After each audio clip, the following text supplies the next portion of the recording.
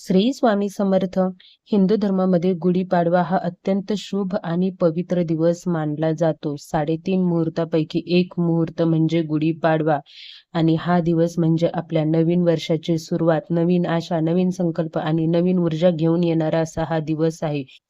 आणि या दिवशीच आपल्याला एक अत्यंत प्रभावी असा एक उपाय करायचा आहे, एक काम करायचं आहे, जेणेकरून आपल्या घरामध्ये लक्ष्मीचा वास, सुख समृद्धी आणि सकारात्मक ऊर्जा कायम राहावी. यासाठी आपल्याला एक काम करायचं आहे. ते मी काम काय आहे ते तुम्हाला आजच्या व्हिडिओमध्ये सांगणार आहे, त्यामुळे व्हिडिओ शेवटपर्यंत नक्की बघा. जर का तुम्ही हे काम गुढीपाडव्याच्या दिवशी केलं ना, तर तुमच्या घरात वर्षभर भरभराट राहणार आहे. त्यामुळे व्हिडिओ शेवटपर्यंत नक्की बघा. तुम्हा सर्वांचं खूप खूप मनापासून स्वागत आहे निष्ठा या यूट्यूब चॅनलमध्ये. तुम्ही अजून आपल्या चॅनलला सबस्क्राईब नसेल केले तर चॅनलला सबस्क्राईब करा. व्हिडिओ आवडला तर व्हिडिओला लाईक करा.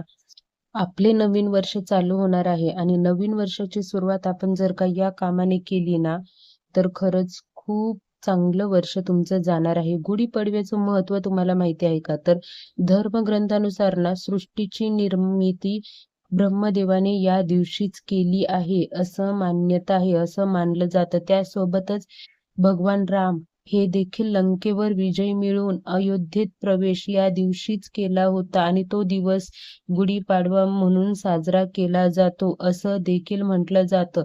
म्हणूनच या दिवशी गुढी उभारणं, गुढीची पूजा करणं आणि नवीन वर्षाची सुरुवात करणं अत्यंत शुभ मानलं जातं. मग आता आपल्याला करायचं काय आहे गुढीपाडव्याला? तर सकाळी लवकर उठून अंघोळ करून देवपूजा करून गुढी उभा करायची आहे. गुढी उभी कशी करायची हे तर तुम्हाला माहितीच असेल, पण नसेल माहिती तर मी त्याच्यावर देखील व्हिडिओ बनवेल. पण सगळ्यात महत्त्वाचं म्हणजे काम काय करायचं आहे. मी आजच्या व्हिडिओमध्ये तुम्हाला ते सांगणार आहे की जेणेकरून तुमच्या घरामध्ये सुख, समाधान, समृद्धी वर्षभर नांदेल. तर त्यासाठी तुम्हाला काय करायचं आहे, तुम्ही जेव्हा गुढी उभा कराल ना, त्यावेळेस तुम्हाला एक छोटीशी वाटी घ्यायची आहे आणि त्यामध्ये तुम्हाला एक सुपारी आणि एक नाणं टाकायचं आहे आणि त्याला हळदी कुंकू लावायचं आहे. त्याच्यावरती थोडेसे अक्षता टाकायचे आहेत आणि ते आपल्याला गुढीपुढे ठेवायचं आहे. धूप दिवा देखील लावायचा आहे आणि त्यानंतर प्रार्थना करायची आहे की हे देवा, आमच्या घरात सुख, शांती, समृद्धी कायम राहू दे. कोणत्याही अडचणी, संकटे आमच्या घरावर येऊ नयेत, अशी प्रार्थना करायची आहे. त्यानंतर ते नाणं आणि सुपारी गुढी उतरेपर्यंत आपल्याला गुढी जवळच ठेवायचे आहे. आणि नंतर संध्याकाळी तुम्ही गुढी उतरल्यानंतर ते नाणं आणि तुम्हाला ती सुपारी आपल्या देवघरामध्ये ठेवून द्यायची आहे. देवघरामध्ये ठेवायची आहे. त्याची रोज पूजा करायची आहे. तुम्ही रोज त्याची पूजा केली ना, तर बघा तुमच्या घरावर कुठल्याही प्रकारच्या अडचणी येणार नाही. तुमचं घर सुखी समृद्धी बनेल. विश्वास ठेवा, हा छोटासा उपाय तुमच्या घरात सकारात्मक ऊर्जा आणि लक्ष्मीचं आगमन घडवेल. त्यामुळे हा उपाय नक्की करा. त्यासोबतच लक्षात ठेवा, गुढीपाडव्याच्या दिवशी कडुलिंब आणि गूळ खाण्याची परंपरा आहे. त्यामुळे आपल्या घरातील छोटे मुलं असो, मोठे व्यक्ती असो, प्रत्येकाला थोडं तरी गूळ आणि कडुलिंब खायला द्यायचं आहे.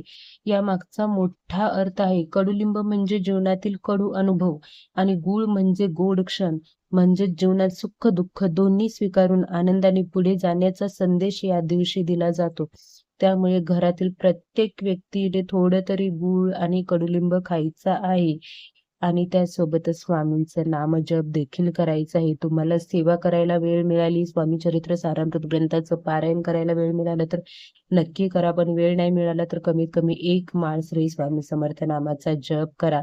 याचा जप जर आपण घरात केला ना, अशा पवित्र दिवशी केला, तर त्याचा आपल्याला खूप जास्त फायदा होतो. घरामध्ये खूप जास्त प्रमाणात पॉझिटिव्हिटी येते, आर्थिक स्थैर्य वाढतं आणि याचा अनुभव भरपूर भक्तांना आलेला आहे. त्यामुळे श्री स्वामी समर्थ नामाचा नामजप कमीत कमी एक माळ तरी त्या दिवशी करा.